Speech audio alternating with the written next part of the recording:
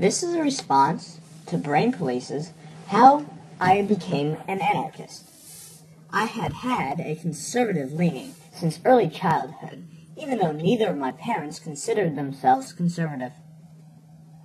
Even though I was a devoted Republican at the time, as a senior in high school, I started to question the legitimacy of the state.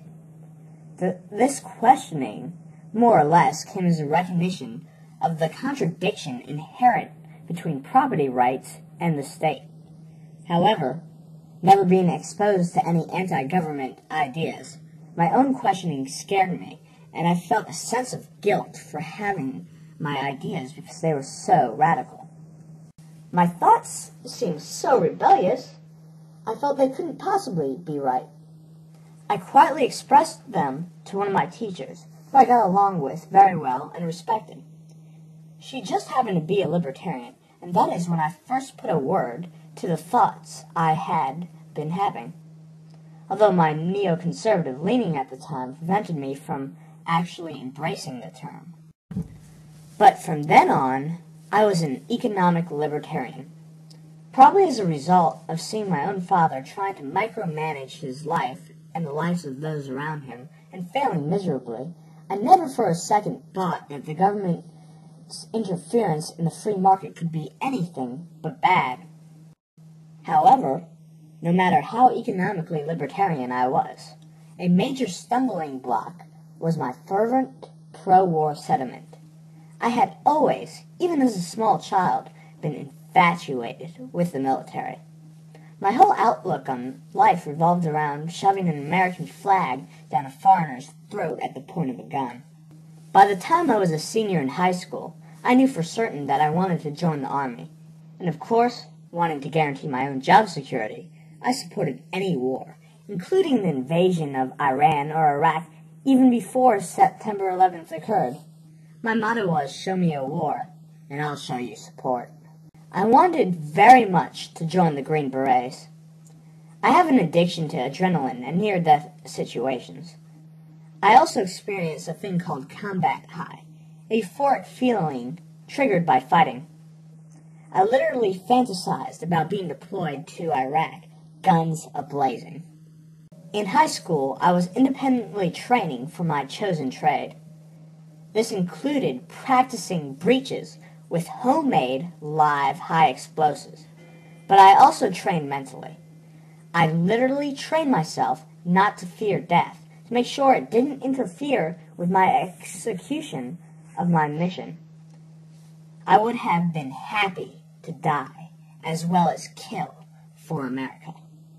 I hung out with real soldiers, to include Green Berets, and in my free time I played military video games, watched military TV shows, and memorized weapon information.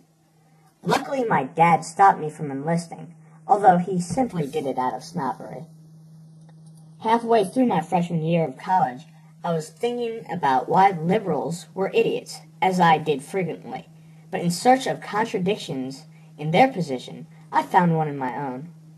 I realized that I was simply advocating gun control on an international level instead of on a domestic level. At that point, my whole world came crashing down. That is when I became a libertarian. I was so depressed for a while, as war had personified me. From that point, sanity came crashing down on me. I progressed to more and more extreme libertarianism very quickly with the help of LewRockwell.com, which I was now able to read with my new rejection of nationalism, which came very quickly after my rejection of war. Some thoughts that had been in my mind right prior to my rejection of war was thinking about how ridiculous it would be to kill for your high school instead of your country. The main thing holding me back from anarchism was the negative connotation of the word itself. I never had any doubts that market anarchy would work. It was more of a, is this the right thing, the moral thing, issue. For a while, I justified my minarchist position by claiming that the free market would work too well at the provision of government, and oppression would get that much worse. Anyway, one day, about halfway through sophomore year of college, less than A year after becoming an anti-war libertarian, I was thinking about arguments for libertarianism, and the thought came through my head. The government is just a group of people who derives their income through theft. What can a group of people that derive their income from theft do better than any other group of people? From that point on, I could no longer justify the existence of any sort of state. However, still associating the word anarchism with the stereotypical rebellious teens throwing bricks through car windows and behaving like little brats, I was not willing to call myself an anarchist for a few months.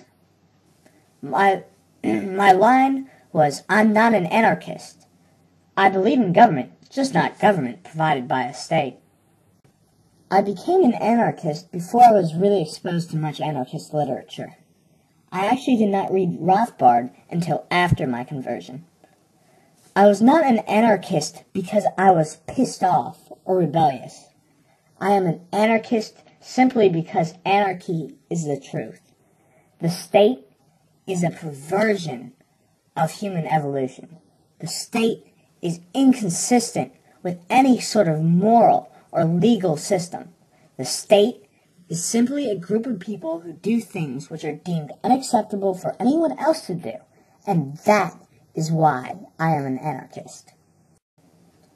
The Constitution is just a piece of paper.